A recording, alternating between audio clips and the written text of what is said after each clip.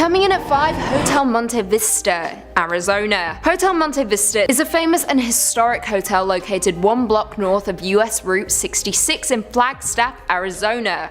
The hotel was built back in 1927 and is a centerpiece of the historic downtown district. However, it's become more popular for the otherworldly goings-on inside its walls. Guests who have stayed in room 220 have experienced the TV changing channels on its own, and some even said they have felt cold hands touching them while they slept. However, arguably the most popular ghost story to emerge from the hotel is that of the phantom bellboy, who is said to knock on doors and announce room service, but when guests open their doors, no one's there. Another popular haunting, and perhaps one of the most disturbing, is the sound of an infant crying in the basement. I quote, "Staff have found themselves running upstairs to escape the sound of the cries. Though the sounds are very real to those who hear them, there's been no information that has explained the phenomenon." That is a direct quote from the hotel's website. Spooky. Would you dare stay there? Coming in at 4, Ariana Grande's haunting. Now, we have a Hollywood ghost story at this number coming from the mouth of none other than Ariana Grande. Yep, that's right. Ariana Grande was supposedly haunted by a ghost back in 2013 when she visited Stull Cemetery in Kansas, a place that is supposedly so scary the Pope refuses to fly over it because it's reputed to be one of the 7 gates to hell. Yeah. Ariana explained to Complex, I quote, "I felt this sick, overwhelming feeling of negativity over the whole car, and we smelled sulfur, which is the sign of a demon, and there was a fly in the car, randomly, which is another sign of a demon." That sounds like a stretch to me. "I was like, this is scary, let's leave." I rolled down the window before we left and said, "We apologize, we didn't mean to disrupt your peace." Then I took a picture, and there are 3 super distinct faces in the picture.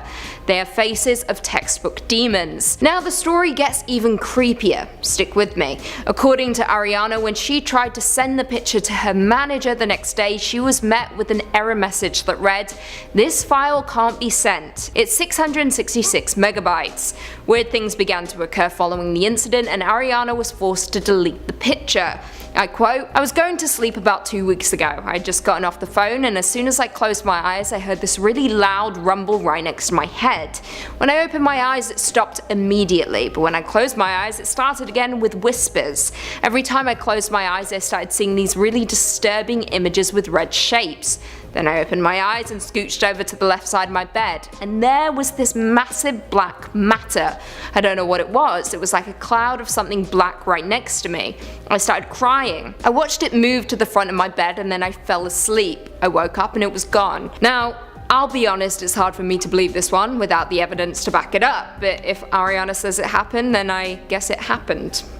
Number 3 on this list is the Most Holy Trinity Church. Here we have another Catholic church that's meant for worship, but has been riddled by a haunting. World on Fire says there are a few possible origins of the hauntings that supposedly plague this old parish. One claims that the current church building, built from 1882 to 1885, stands over an old cemetery where some bodies are still buried. Supposedly the ghosts of the folk under the church haunt the building and mysteriously turn lights on and off, open and close doors, and walk back and forth. Or it could just be living people doing those things, since those activities, believe it or not, are not limited to ghosts. The living can also open doors and turn on lights. At least they could last time I checked. Or maybe I'm a ghost and I don't even know it. Anyways, another source of the ghost legend is that one of the first pastors of the church, Monsignor Michael May, passed away in his bedroom and continues to haunt the church grounds. Apparently, visitors hear mysterious steps at all hours of the night, and dogs have been known to stare as if in a trance at the stairs and dining room of the rectory. In all honesty, dogs staring at things? Definitely not indisputable ghostly evidence. I mean, I've seen dogs do some weird stuff before, so I don't think that we can prove anything beyond a reasonable doubt based on their activities. However, it is very important to note nonetheless, whenever a big storm is coming, watch what your animals do. I bet that they'll go and hide or act differently right before a massive thunderstorm or a tornado or something. Us humans, we don't even notice it, we don't sense it at all, but they definitely will. This sort of weird sense, it also translates to ghosts as well, so maybe the dog really is seeing something from the afterlife at this church. Number 2 on this list is Analise Michelle. This is a very sad story where there may not ever have been any ghosts involved, but they sure thought that there was.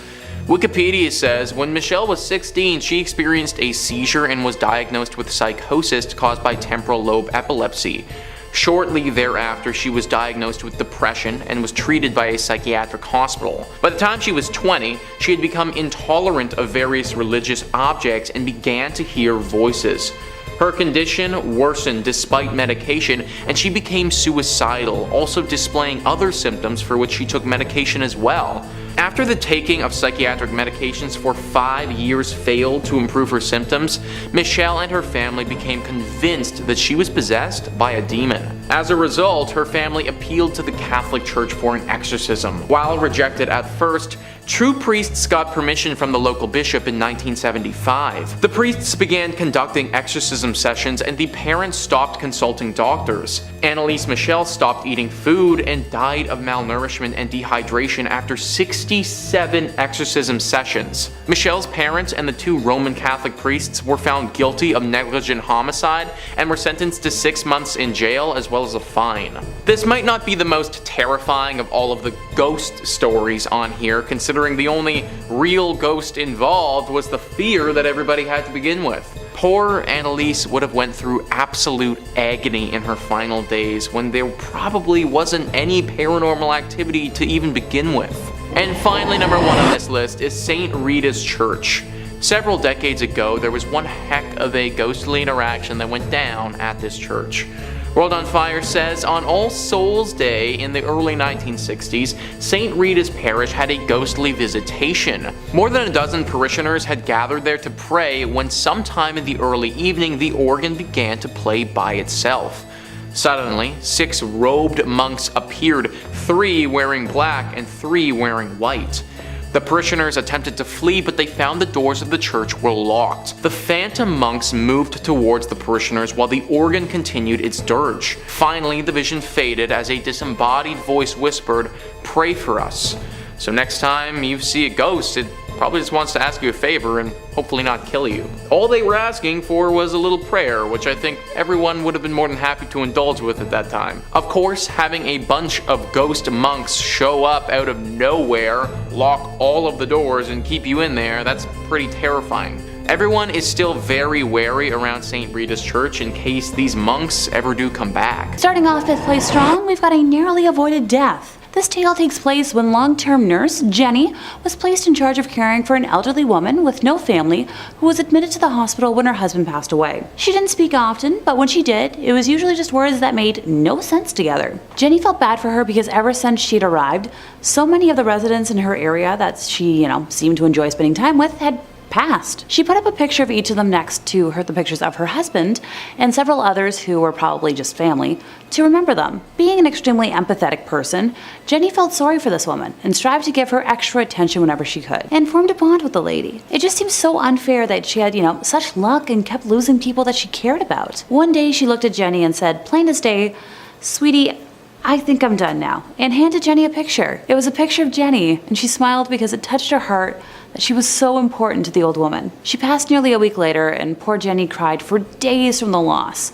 The old lady knew it was the end, and she said goodbye as best she could. Now fast forward to just under 2 years later, when Jenny was talking with a colleague, and that old lady came up in conversation. Her colleague referred to the lady as that crazy, explicit word for a female dog, which seemed very out of character for her, and it shocked and offended Jenny deeply. She expressed this to her colleague, not so nicely, and the lady looked at Jenny with a shocked look and said, "Oh dear, do you not know?" And then proceeded to explain something to Jenny that, she in fact hadn't known. As it turned out, it came out sometime after she had passed that the old lady had killed her husband by poisoning him, and that there was an investigation because it appeared that she had a ritual of befriending someone, obtaining a picture of them, and hiding the picture until she could kill them, usually by poisoning, and then displaying the picture as some sort of a trophy. It was suspected that this may have been the reason for the spike in mortality rate during her stay, and the considerable amount of photos in her collection. The last Jenny heard, the old family photos weren't any relation to the old woman, and the police were trying to ID the individuals and compare them to several cold cases. Sheesh. Thank goodness Jenny survived to tell the tale. In 4th place, time to tell the tale of a rocking bed. Nope, not a rocking horse, rocking chair, or like an ottoman. A bed. I know a lot of beds are out of style and like a major safety hazard, but maybe this could inspire them to come back. New nurse Demi was working one of her first ever overnight shifts when a relative of one of her patients raced into the nurse's station, out of breath, screaming that she needed to come quick. Unable to elaborate, saying Demi had to see what she was talking about for herself. Our nurse made her way to the room in question, where this little old lady patient was crying and holding onto the bed for dear life, all while her bed was shaking extremely violently. Now, you're probably thinking that the lady was the one causing all that shaking, but apparently she was this frail, practically emaciated older lady who didn't even possess the strength to rattle the rails. The ward only had 2 other patients in it, and everyone in there was huddled in a corner, shaking in fright until it eventually subsided. Apparently that particular ward was rarely used, and the bed that the old lady was in was used even less. People who have laid in it complained of nightmares where they hear screams and laughter of angry children. I guess some restless spirit called dibs on that particular bed, and Demi would very much like it to pick somewhere else to hold court. Please and thanks. Coming in at 3, please stop moving the kitchen table.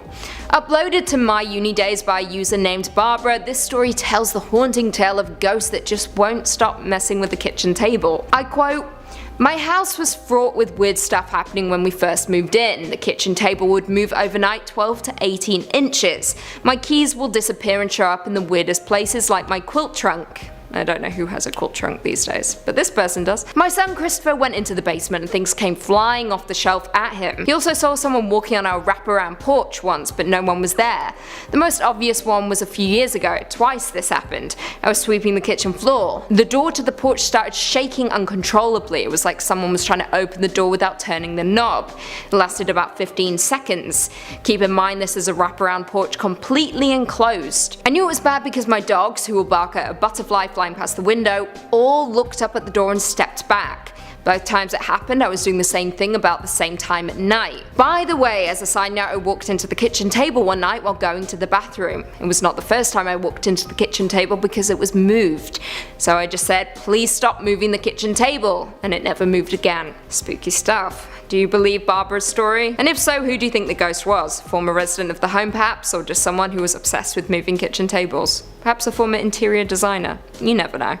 You don't know the story. Coming in at number 2, Demon in the Dark. Another creepy ghost story uploaded to my uni days. This one comes from a guy named Dave, who explains his very real encounter with a scary demon. "My family travelled to the south of France to stay in a cottage owned by someone my dad worked with.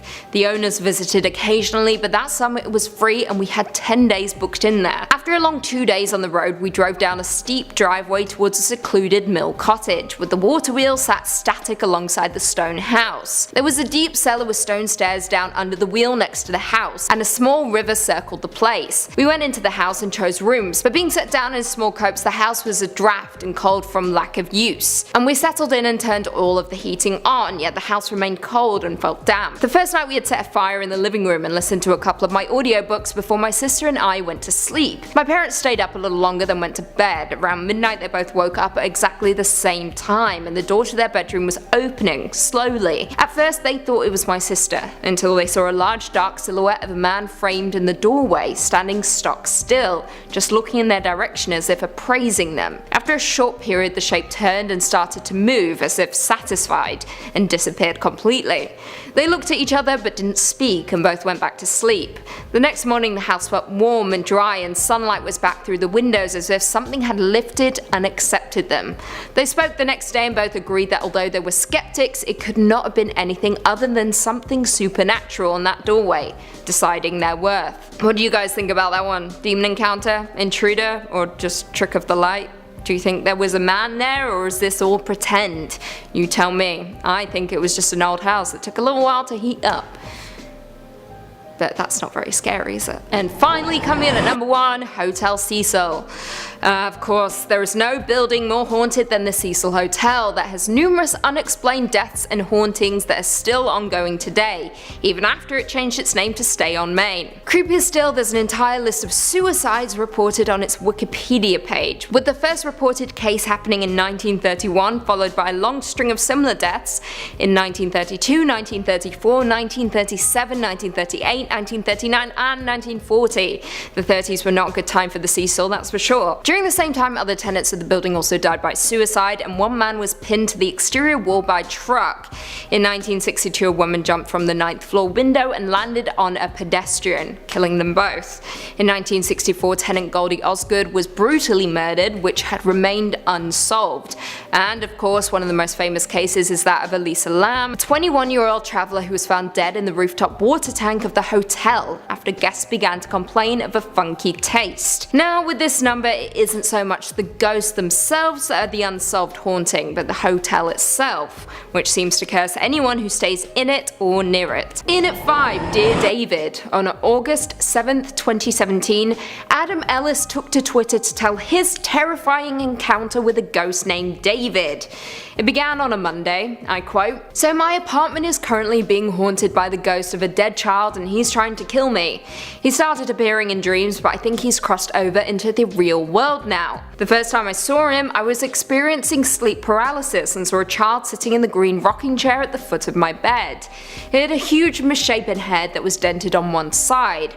For a while he just stared at me, but then he got out of the chair and started shambling towards the bed. I couldn't move because I was paralysed. Right before he reached my bed, I woke up screaming. I had another dream a few nights later where I was in a library and a girl came up to me and said, 'You've seen Dear David, haven't you?' I was like, 'Who?' And she said, 'Dear David, you saw him.' She continued, 'He's dead, he only appears at midnight and you can ask him 2 questions if you said Dear David first.' Then she added, 'But never try to ask him a 3rd question, or he'll kill you.' I was very shaken. Having 2 dreams about the same thing is pretty weird. Anyway, a couple weeks passed without incident, then David came back in another dream. Same situation, I was in bed and he was sitting in the rocking chair near the window, staring at me. In the dream I say, 'Dear David, how did you die?' He mumbles, 'An accident in a store.' I say, 'Dear David, what happened in the store?' He groans. 'A shelf was pushed on my head.' I'm frozen with fear. I ask, 'Who pushed the shelf?' David doesn't answer. I realise that I've asked a 3rd question, which I'm not supposed to do. At that point I wake up absolutely terrified. The next couple of days I Google deaths in the city but can't find anything about a kid named David dying in a store. Even try different names, Daniel, Dylan, Devon, nothing. Few weeks go by without incident. Sort of randomly the apartment above mine is vacated and I have the opportunity to move into it. It's a larger apartment, so I'm thrilled. Another month or 2 goes by and I sort of forget about Dear David. I think he lost track of me because I moved upstairs. But lately something strange is happening. For the last 4 nights my cats gather at the front door at exactly midnight and just stare at it, almost like something is on the other side. And that's where I am right now. Dear David found me, I think. I don't know what to do. I'll keep you updated." And that he did. Dear David continued for over a year. The story is long but so terrifying and I wish I could read the entire thing out, but that would take hours and everyone would hate me. But we'll link it below. In at 4, Full Heart, Wet Hands. Now this story was submitted to the website My Uni Days by author Alex, who says, I quote, "So, I used to live at this address." They blacked it out. "The houses were built to house the people building the railway in Derby in the 1800s. I only found this out after I left the house, thankfully. It was a creepy house, really foreboding, and every time I washed my hair in the shower, every time I opened my eyes, I expected something to be there. Anyway, I came back from an afternoon lecture. I opened the door, walked up the first flight of stairs and saw a wet handprint on the floor, a really wet handprint. I was a bit like, very strange. At that moment, but I didn't freak out. It was just out of the ordinary. So I walked up to see my housemate, Ed. I opened the door and he was on the phone to his girlfriend. Not crying, but massively in distress. That was when the penny dropped. He then told me that as he was walking up the stairs earlier carrying a glass of water, he felt something cold go through him, almost a push, causing him to drop the water. He picked up the glass and ran up the stairs to his room. The water falling out the glass had created a handprint on the floor. Literally a handprint. Every digit was in proportion. I did freak out at this moment as I'd put the 2 and 2 together. I told everyone to get out of the house, which we did, but then sheepishly returned after a FIFA session around another friend's house. It was genuinely terrifying. Might not sound it, but it was. And all true. If someone offered me $50 to go back and spend the night there by myself, despite the fact that I lived there for a year without almost no incident, I wouldn't. There was something there that didn't want 6 college guys there. This is truly terrifying and I likely would have done the same thing. run. Something was clearly lingering in the home that wasn't at ease. Now the handprint has the potential of making, but the sensation of a person pushing you, now that is something else entirely. No thank you. Also, you'd have to pay me more than $50 to go back. In third place, we have the case of purple scrubs.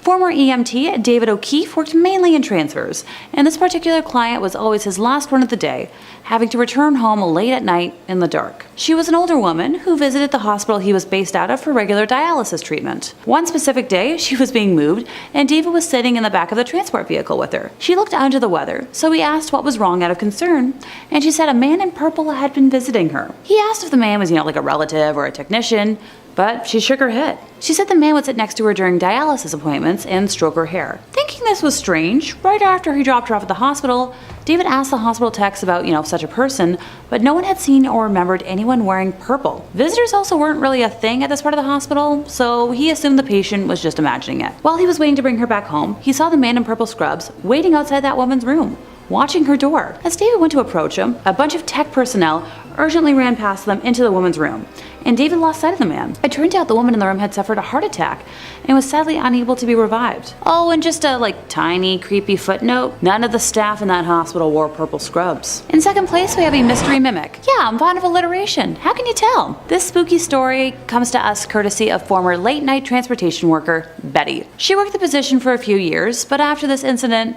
did everything possible to never work a nighttime shift ever again. The transport home base was in the basement of the hospital, where all laundry was done and all supplies were sorted and housed. On this particular night, Betty was the only one in the basement when she heard whistling at the end of the hallway by the elevator and poked her head around the corner expecting to see her only coworker on duty that night, but there was absolutely no one there. And so, she shrugged it off. That night in particular was slower in pace, so she opted to take a snack break and veg in the break room for a bed, when she heard a loud bang out of nowhere. Betty walked into the hallway and a bed was rolling down the hall, bumping into the sides of the walls. Now at this point, she assumed that her coworker was playing a prank on her, and she directly radioed him to chew him out, but he swore he was upstairs. Honestly, I'd be assuming the same. I've had a similar situation in a haunted house I used to work in at an old theater, but Betty was smart about it and determined to catch her coworker in the act. She started walking down the hallway, and as she passed the laundry room, all the machines started up. She poked her head in, expecting to find him, but the room was completely empty. Just a tiny worrisome spooky flag. Nothing to worry about, right? As she walked into the laundry room, the machines came to a complete stop. Betty froze at first before regaining her senses and making her way towards the elevator, when she heard whistling from the other end of the hall.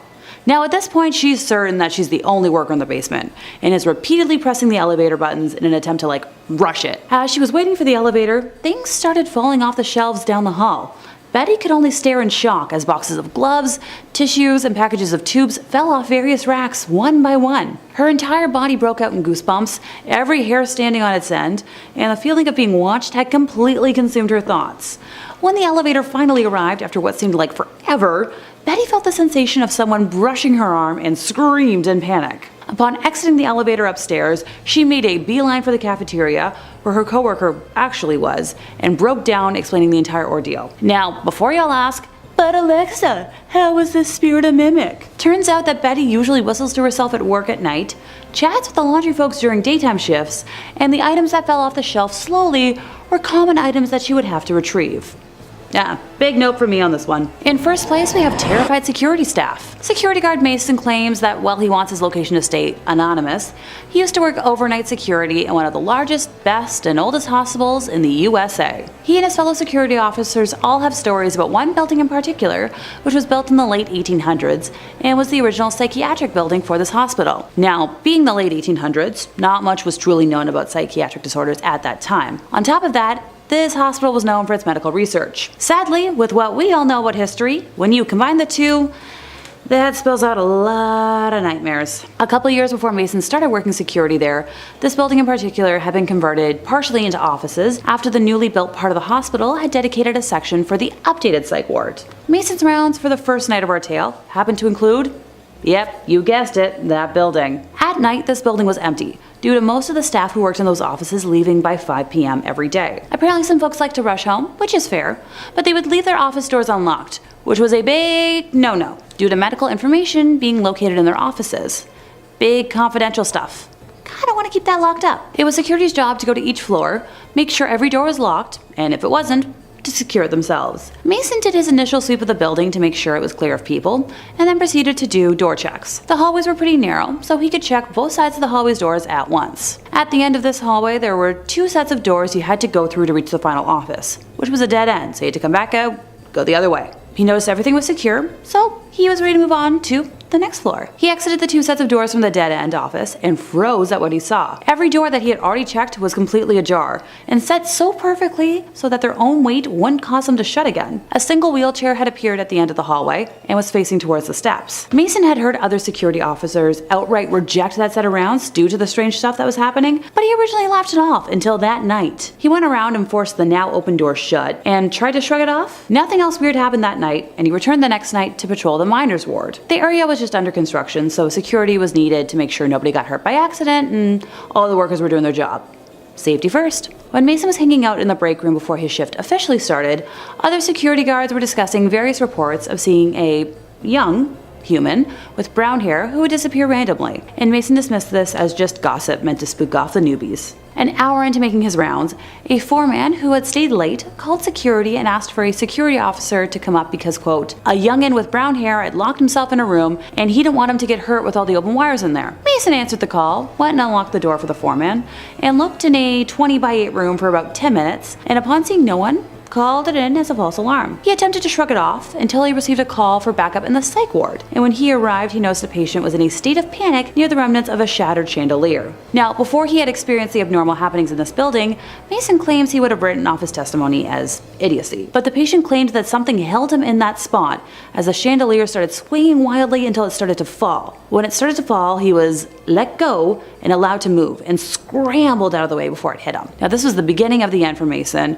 who requested to be transferred to hospitals the next day. And as much as I love the Phantom of the Opera, I don't really want it to become reality. One of my favorite things to say in accordance with that is that I love one fictional toxic tenor, and only one. Emphasis on fictional. Coming in at number 5, we have the ghost of Anna Surratt. Now, as we will go on to talk about later, John Wilkes Booth was the man responsible for assassinating Abraham Lincoln. However, his name wasn't the only one connected to the assassination. John Wilkes Booth had an entire gang. One of the sadder names connected to the assassination is that of Anna Surratt. Anna is remembered chiefly for her heartbreaking and unsuccessful efforts to save her mother Mary from being hanged by the US government as a member of the John Wilkes Booth gang. Anna spent 24 hours trying to save her mother's life, visiting the White House twice in an effort to get President Johnson to halt the execution. Mary Surratt was ultimately executed, however, history wasn't quite done with Anna yet. She reappeared in the public eye and even became an issue in the 1880 presidential election. By the time Anna died on October 24, 1904, public opinion largely regarded Mary Surratt as the innocent victim of prosecutorial zeal, and Anna was remembered, in the words of the Baltimore American, for her utmost devotion and self-sacrifice in the closing hours of Mrs. Surratt's life. Now, many of the more recent residents of the White House have sworn the ghost of Anna Surratt haunt the grounds, with many hearing knocks on the front doors pleading for the release of her mother, Mary Surratt. Coming in at number 4, we have the ghost of David Burns. Jared Broach is the founder of the Nightly Spirits Company, which offers tours of haunted areas in several cities across the United States. However, when Broach started the tours back in 2012, he offered only one: the White House. I quote, "The White House has the best ghost stories, and I'd call them the most verified.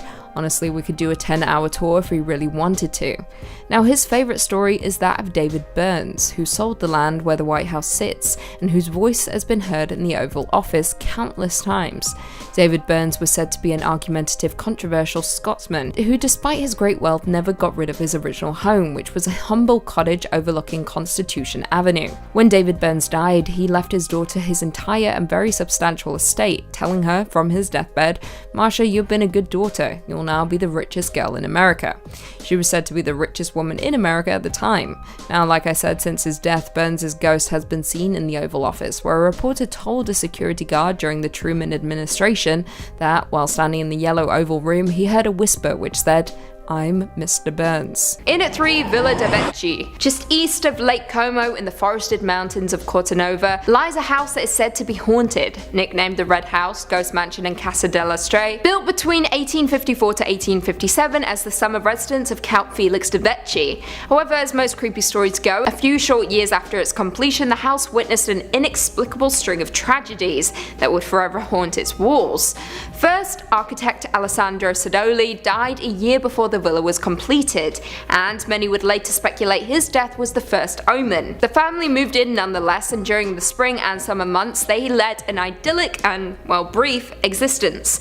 Sometime in 1862 things took a turn when the Count returned home to find his wife brutally murdered and daughter missing. He then put on a lengthy and sadly unsuccessful search for his daughter before committing suicide that same year. The villa was then passed on to Felix's brother Diego, who continued to live on the estate with his family until World War II, after which time they vacated for good. The house bounced around various owners and renters for a while until being left permanently uninhabited by the 1960s. Naturally, elements have taken over the home, but the large majority of damage has been done by humans. Graffiti covers the walls and almost everything in the house has been vandalized. However, its rumors of hauntings, ritualistic orgies and sacrifices is what leaves the home unoccupied. Spookier still, in 2002 an avalanche wiped out all of the surrounding homes in the area, all except the Villa de Vecchi. Now, although trespassers always return, they always leave with hauntings to report. In at 2, Los Feliz Murder Mansion. During the mid-20th century, the Los Feliz Mansion was a seemingly happy home, for a short time that is. It housed Dr. Harold Perelson and his family until the horrific night of December 6, 1959. It was on that night that Harold struck his wife to death with a hammer, severely beating his daughter, then ended his own life using a concoction of water, acid and tranquilizer pills. Now, for the next 50 years, the murder mansion would remain completely untouched and uninhabited by anyone. 1 year after the horrific events, the home was sold to a couple, Emily and Julian Enriquez, who only used the mansion as a storage unit. Imagine being that rich. Lucky for some. Neighbours recall seeing the couple bringing boxes to the house but never staying the night. Jump forward to 1994 and Rudy Enriquez inherited the house and, like his parents, refused to stay overnight. Local residents have shared their stories of the tragic mansion, some claiming through grimy windows you can see a 1950s style television set, a Christmas tree and supposedly neatly wrapped gifts. The furniture is rumoured to be covered in a thick layer of dust, and the living room remains the exact same as it was that one December night back in 1959. Now, although no one has been formally invited into the home, that hasn't stopped trespassers from having picnics in the garden, with many alleging that the house is haunted, with one trespasser stating that she was bitten by a black widow spider upon trying to break in. No one knows what prompted Dr. Perelson to murder his wife and commit suicide, with some speculating financial woes, while others have dug up old unconfirmed rumours of Dr. Perelson having been secretly hospitalised. Jump forward to 2019, what remains is an even larger mystery and a haunted home that no one can enter. And finally, coming in at number 1, Jean Harlow's house.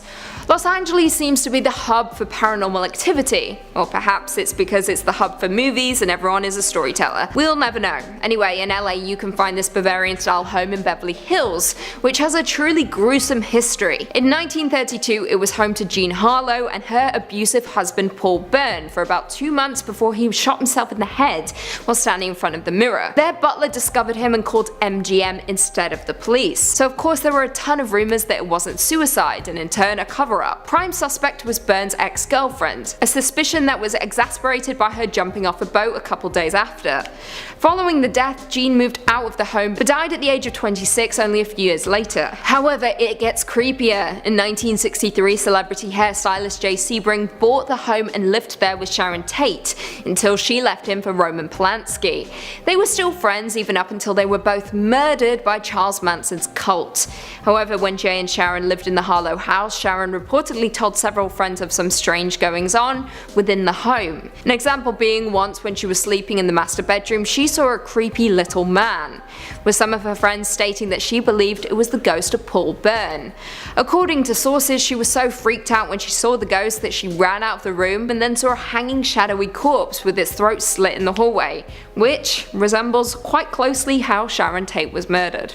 Spooky. In 5th place, we have the sunken kingdom of Guelod. I swear I do look up pronunciations for words, I really do. Anywho, welcome to a place that has a lot of things in common with the legendary Atlantis. Cardigan Bay is home to some outstanding coastal trails overlooking the bay, with many people saying that they can see glimmers of buildings underneath the water. And that has led to the story of the Sunken Kingdom, a city that was once thriving that had been lost to the waves due to the carelessness of a lockkeeper called Scythonen. People still claim that you can see the buildings and hear the bells ringing out to this day. So it was originally a fertile and prosperous kingdom, with no fewer than 16 heavily populated cities, and was said to occupy a lush, fertile area that laid on a stretch of land running between Ramsay Island and Bardsey Island, which is now Cardigan Bay, West Wales. But it was like low-lying. A number of steep embankments and gates have been built to protect the land from flooding. There was a system of gates to allow water to enter the kingdom in order to irrigate the agricultural pastures. The kingdom was ruled by Gwyddno Garahir, and he had made his friend Scythonen guardian of the sea defenses, a role that included making sure the gates were shut every night. However, after a night of revelry at the king's palace, Scythonen stumbled drunkenly into bed without checking that the gates were closed, and unfortunately, it happened to be a stormy night that night, and the high spring tides broke through the defenses, quickly flooding the entire area and forcing its people to escape to the hills. So, there is physical evidence that inhabited land did disappear under the waves during the period that the tale is set, as well as the stumps of an ancient sunken forest that can be seen at very low tide at Yenislas. Archaeologists have also found a timber walkway dated between 3,000 to 4,000 years ago, which was probably built so locals could continue to live in an increasingly waterlogged environment. In 1770, a Welsh scholar by the name of William Owen Pugh reported seeing sunken human habitations about 4 miles off the Ceredigion coast, between the rivers Ystwyth and Typhi. Human and animal footprints have also been found preserved in the hardened top layer of peat, along with burnt stones that came from ancient hearths. In fourth place, we have the Berwin Mountains UFO, known as the Roswell event, after similarities with the infamous Roswell extraterrestrial event in the US. The cause of this 1974 phenomenon is still very much up for debate, something I like to hear. So on the evening of the 23rd of January in 1974, residents of the Berwin Mountains area in northern Wales reported a loud noise and a bright light in the sky. A Ministry of Defense investigation found that there were about 5 other reports of UFOs seen over the UK at 10 p.m. that same night, which is when this incident happened. 3 sightings were in the home counties, 1 in Lincolnshire and another in Sussex. Witnesses reported seeing a bright light in the northwest which seemed to fall towards the horizon. An expert who undertook independent research into the Berwin Mountains incident for the British Astronomical Society reported that a fireball was visible over most of the UK that night. Now, sightings were received from Somerset, Norfolk, Manchester, and Edinburgh, which is noted. The fireball descended from about 120 kilometers in the sky to about 35 kilometers before disintegrating over Manchester. UFO experts claimed that a UFO crashed and the British government covered up the military's recovery of a crashed spaceship. Witnesses claimed to see a bright ball of yellow over top before feeling a huge tremor underfoot. Now, many have tried to make sense of it all, and the list of theories is as long as my arm. And still, no one really knows what happened, not even those who live in the Berwin Mountains. Coming in at number 3, Jenna Bush Hager's ghostly experience. Now, as it has become clear already, the White House has certainly seen its share of ghosts. However, Jenna Bush Hager has one of the more creepy stories to come from the presidential home. In a conversation with Hoda, Jenna recalled the time she and her twin sister Barbara Bush may have encountered the undead while living in the White House during their dad's time as president, aka George W. Bush, who was the 43rd president of the United States, who ran from 2001 to 2009. According to Jenna, the sisters were in their shared bedroom when Jenna's phone rang. I quote, "It woke us up in the middle of the night. We had a fireplace in our room, and all of a sudden we started hearing 1920s piano music as clear as day coming out of the fireplace." According to Jenna, it was incredibly spooky and she jumped in her sister's bed. To make things more terrifying, it wasn't a one-time thing. I quote, "The next week we had the same thing, but this time opera." She also recalled telling one of the White House staffers about her experience, who apparently promptly responded with, "Oh, Jenna, you wouldn't believe what I've heard." Coming in at number 2, President Harry S. Truman's ghostly surprise. Harry S. Truman was the 33rd President of the United States, serving from 1945 to 1953, succeeding upon the death of Franklin D. Roosevelt after serving as Vice President. During his term, he implemented the Marshall Plan to rebuild the economy of Western Europe and established the Truman Doctrine and NATO. However, we're not talking about him as a president, we're discussing his ghostly encounter in the White House during his presidency. Monte. On one lonely night in 1946, it is said that President Harry S. Truman went to bed around 9 p.m. However, about 6 hours later, he heard something at his door. A knock, knock, knock. The banging awoke him. He wrote to his wife in a letter that is archived in the Presidential Library and Museum, I quote, "I jumped up and put on my bathrobe. I opened the door and no one was there. Went out, looked up and down the hall, looked in your room and Margie's. Still no one. Went back to bed after locking the doors and there were footsteps in your room whose door I'd left open. Jumped and looked, and no one was there. The damn place is haunted, sure as shooting. The Secret Service said not even a watchman was up here at the hour. You and Margie had better come back and protect me before some of these ghosts carry me off." And finally, coming in at number 1, Abraham Lincoln. As most of you will know, or at least should know, Abraham Lincoln was the 16th President of the United States from 1861 to 1865. He led the nation through its greatest moral, constitutional, and political crisis in the American Civil War, but more notably, he abolished slavery and modernized the US economy. However, on April 14, 1865, Lincoln was assassinated by John Wilkes Booth while attending a play at Ford's Theatre with his wife. Booth entered the back of Lincoln's theatre box, crept up from behind, and fired at the back of Lincoln's head, mortally wounding him. After remaining in a coma for 8 hours, Lincoln passed away on April 15th. Now, as you might expect, there have been several stories about ghosts of former presidents haunting the White House, but perhaps the most common and popular is that of Lincoln. Lincoln's ghost, otherwise known as the White House ghost, is said to have haunted the White House since his death in 1865. Lincoln's ghost is also said to haunt many of his former residences in Springfield, Illinois, including his former law office. Theodore Roosevelt and Maureen Reagan and her husband have all claimed to have seen a spectral Lincoln in the White House, and on one occasion, Roosevelt's personal valet ran screaming from the White House claiming he had seen Lincoln's ghost. However, arguably the most famous incident was in 1942 when Queen Wilhelmina of the Netherlands allegedly heard footsteps outside the White House bedroom and answered a knock on the door, only to see Lincoln in a frock coat and a top hat standing in front of her. She promptly fainted. However, one of the more famous stories came from none other than British Prime Minister Winston Churchill. He loved to retire late, take a long hot bath while drinking a scotch and smoke a cigar and relax. However, on one occasion he climbed out of the bath and was startled to see Lincoln standing by the fireplace in his room, leaning on the mantel. Churchill promptly stated, "Good evening, Mr. President, you seem to have me at a disadvantage." According to the former Prime Minister, Lincoln smiled softly and then disappeared. Number 5 on this list is St. Mary's Catholic Church. This is a Catholic church in Nashville, Tennessee that is apparently deeply haunted. World on Fire says there are 3 ghosts rumored to haunt this church and its grounds. One story holds that a priest died during construction of the church. Another story claims that during the Civil War, a Catholic priest serving as a chaplain for the Confederate Army was shot and killed in the church. There's another rumor that the ghost is the spirit of Bishop Richard P.S. Miles, the first bishop of Diocese of Nashville, who died in 1860. He was buried in the church basement and supposedly still haunts his old stomping grounds.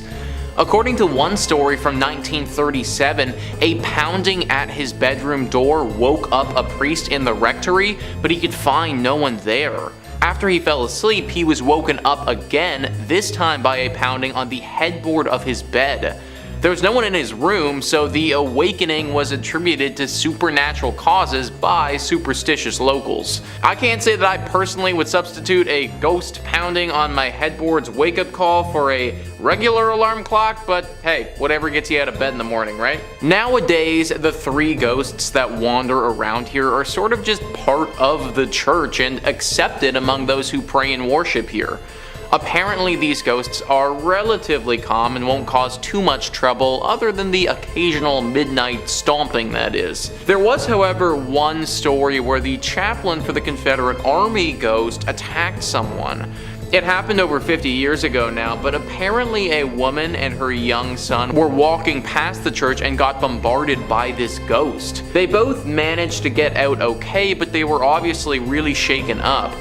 Now, nobody knows why this ghost did this or what the story was, but we think that this woman and her son were descendants of someone who had dealings with him in real life. Potentially their grandfather killed this man or something along those lines. It's all a bit hazy, but the good thing is that's the only group of people his ghost has ever chosen to attack before. Other than that, these ghosts are just relatively annoying, but they shouldn't cause you too much problems if you go here. Number 4 on this list is the widow. There was a widow who lived in the 20th century who was a very devout Catholic. For some reason, this woman, who we're gonna call Ruth, had a very strong connection to the spirits that were in purgatory. Her story goes like this.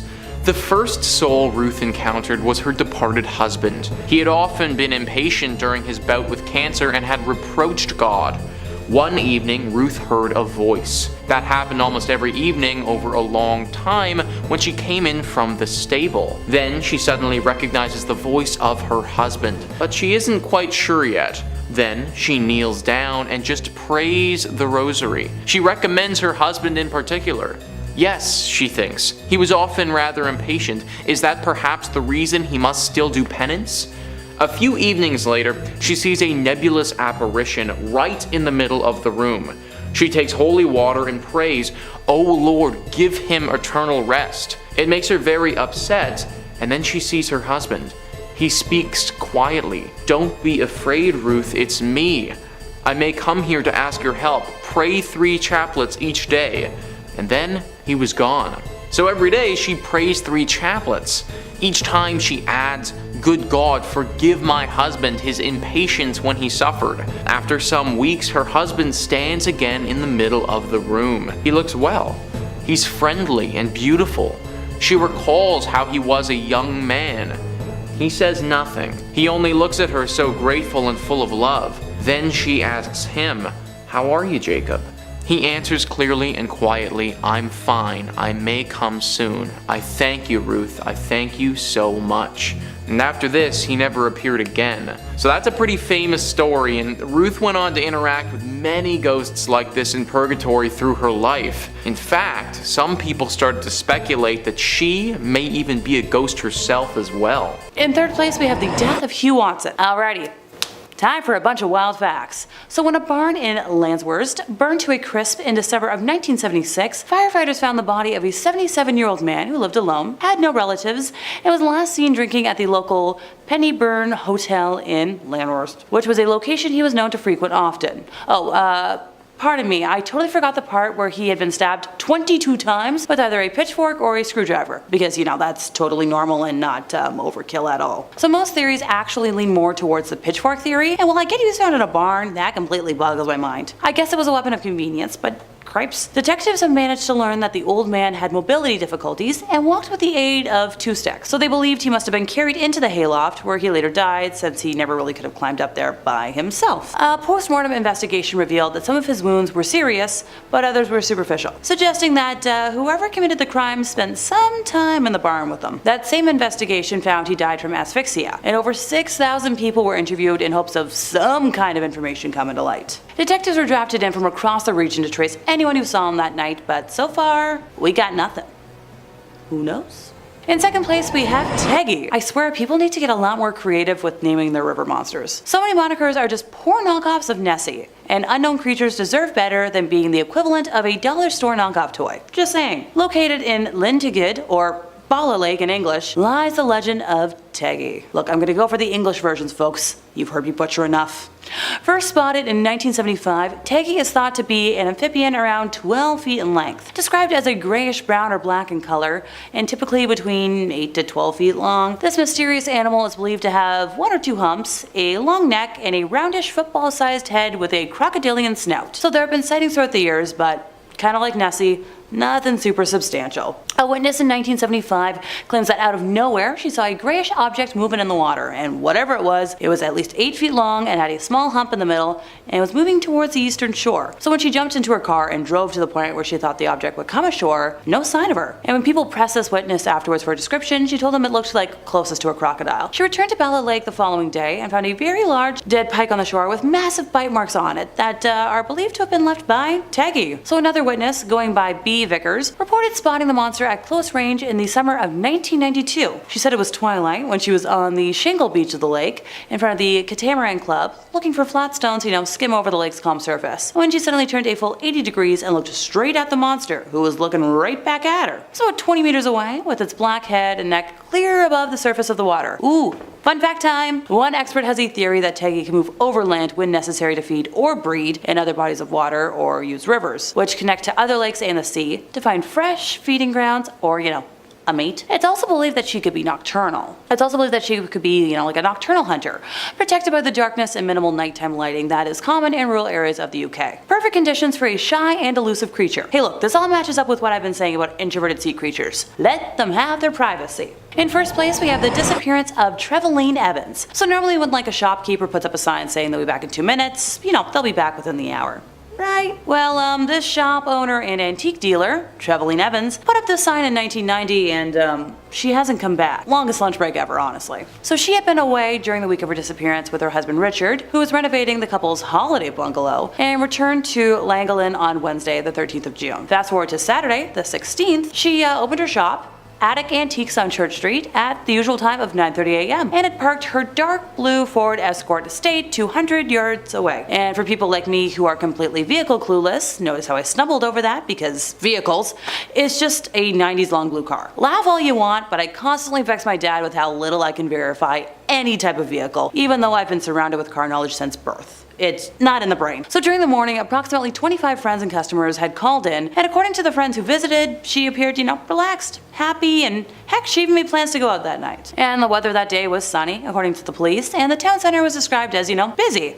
At about 12:40 p.m., she left a note on the front door of her shop saying, back in 2 minutes. A well-dressed man was reportedly seen talking to her in the shop shortly before she left the note, but his identity was never confirmed. It is known that she bought an apple and a banana and was seen crossing the nearby Castle Street. Apparently, a banana skin was found in a dustbin in the shop after this time, so it's thought she must have returned there, but it was never confirmed. Her handbag, car keys, and jacket, along with fruit and flowers that she intended to take home, were left behind in her shop, and the car stayed parked where it was. There were 2 more suspected sightings, but both were unconfirmed. So let's dive into this. At 2:35 p.m., a woman matching her description was seen walking out of town along the A5 towards Corwin, beside the Riverside Park. At 3:45 p.m., there was another sighting, this time of a woman walking into Park Avenue from the direction of the River Dee. More than 1,500 names were investigated, and about 700 cars were eliminated from the inquiry. Searches of the river, the canal, mine shafts, and caves in the area were carried out, but nothing. In January of 2001, the case was reopened by police in the hope, new forensic techniques would suggest fresh evidence, but